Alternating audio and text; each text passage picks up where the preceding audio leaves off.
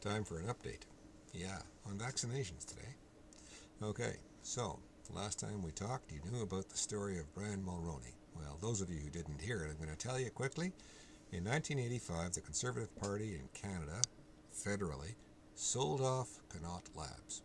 Connaught Labs was world famous for making vaccines. They were the place everybody went, and they came here in droves. We made money at it. We also sent out enormous amounts of insulin to the world at cost because Banting and Best, two Canadians who invented it, thought it was a good thing to do, and Connaught Labs, which was privately funded at the time when it was founded, agreed. And so it went. The government, once it got its cookie grabbers on it, decided that it would sell it. Not because it needed to sell it, not because Canadians would be better off, well, at least not most Canadians. They took less than $1 billion for it. I would be willing to bet my last buck that by the time we have saved ourselves from this current mess that we're in, it'll have cost us a hell of a lot more than $1 billion. And we still won't have any vaccination ability to produce. There's a couple places that might be actually trying to build some production again.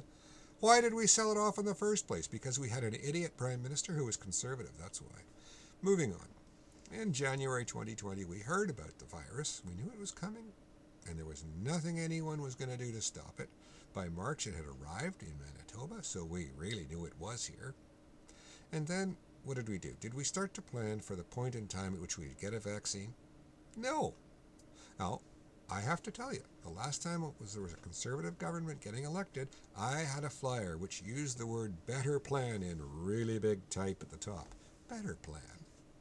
There's no plan except how can I line my own pocket? That's what the Conservative Party is all about, lining their own pocket, not yours, and they're not trying to make your life any better either. So if you believe that, time to let go of that notion. What else could go wrong? Well, by the time we finally did hear that there was a vaccine coming, then they began to develop some software to figure out how to allocate things, like who's going to do what. Well, that didn't work. Yesterday, it bombed. Oh no. Yeah, it did. But other things have been going on in the meantime. Well, let me go in back to about a week ago. My wife was finally in the age category where she could get vaccinated. Over 65. It's still over 65. You can't make an appointment for anything under that.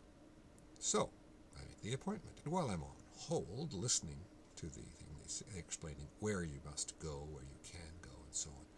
And they also say, and by the way, if you are in the area that's served by 3 of the 5 places that you can go, they're closed because we run out of vaccine. See Brian Mulroney, 1985 again, okay?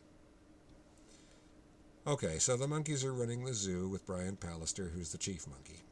And what's going on here? Well,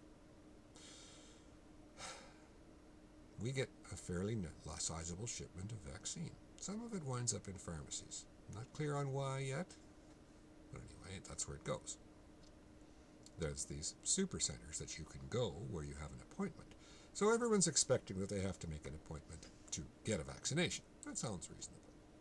My wife's, by the way, is in 2 weeks from now. Maybe. Today, it's 5 degrees and it snowed overnight again. Rats. Well, it's not very nice out, but it's only 45 minutes. 15 minutes before your vaccination, half an hour afterwards, and you're out of the place. No. That's not what happened. You see, the software that the Conservatives had written screwed up. Yeah. They brought in too few people to give the vaccinations.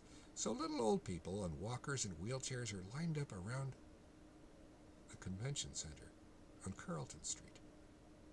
It's a lousy day outside for that. You don't ask old people to stand around in the miserable cold. What is wrong with you? What is wrong with your people? Don't you have anybody who double checks anything? Don't you know what happens when you don't? I mean, I'm not running the government, and I can tell you if you don't double check things, it's going to screw up. Pretty easy. Anyway, so that's bad enough, but it gets worse. A friend of mine is a truck driver. And he gets a text message from a friend and posts it to Facebook. So it'll get out to lots of people. His friend happened to be passing by a pharmacy, went into a Shoppers Drug Mart, and while he was there, they said, "Hey, do you want a COVID vaccination?" And he's like, "What? I'm not old enough." And they're like, "Look, we got 240 doses, and we got to get rid of this stuff today and put it in your arm, because it's going to expire. And if we don't, we're screwed. We got to throw it in the garbage." So the guy rolls up his sleeve and says, "Give her to me." And he gets a shot of AstraZeneca vaccine. No, he didn't have to make an appointment. So he sends my friend this, my friend puts it at Facebook, and hopefully they got rid of the 240 vaccinations. But I wouldn't bet on it. What's really stupid is that there was a bunch of people sitting around on vaccine that was going to go stale. Instead of putting it into the arms of people, like maybe downtown, or maybe at one of those 2 or 3 other centers that is closed because they don't have any vaccine. That's just ridiculous. Totally ridiculous. But it gets better. Okay, so right now Manitoba is at age 65 if you want to make an appointment. Well, there's a little old lady who had to go to the hospital last weekend from a nursing home, and they were one of the first groups to get vaccinated. The home that she's in is clean as a whistle. Nobody had COVID. Everything was great. They get her to the hospital, and out of an abundance of caution, do a COVID test, and she comes back roaring positive. And she'd been vaccinated. So they set the home up for isolation on her ward and cut off all visitations. Something's not working. Maybe she got missed. God only knows. It is, after all, Brian Pallister and his band of renown who are running things.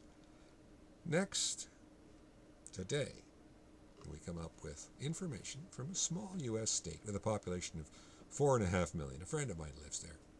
And he announces, because he's connected with younger people, if you're 16 or over and available, get a vaccination. You're now eligible. And we're stuck at 65. Why? See Brian Mulroney, 1985. I've only got 2 things left to say. If you ever voted Conservative, especially for someone like Brian Mulroney or Stephen Harper, who didn't fix the problem and haven't got it back and done anything useful about it, you caused this. And if you voted for Brian Pallister, who claims he's got a better plan, you've been suckered. It's time you stopped believing it and stopped being a sucker. You're not. You're just not reading the policy, because he'll never tell you what it is. Because, like he said, a week after he was first elected, I don't want to tell the people what I'm thinking of doing because it might scare them. If he'd said that at election time, do you think he would have won? Probably not. I'm Pat Stewart. I never vote Conservative. And you shouldn't either.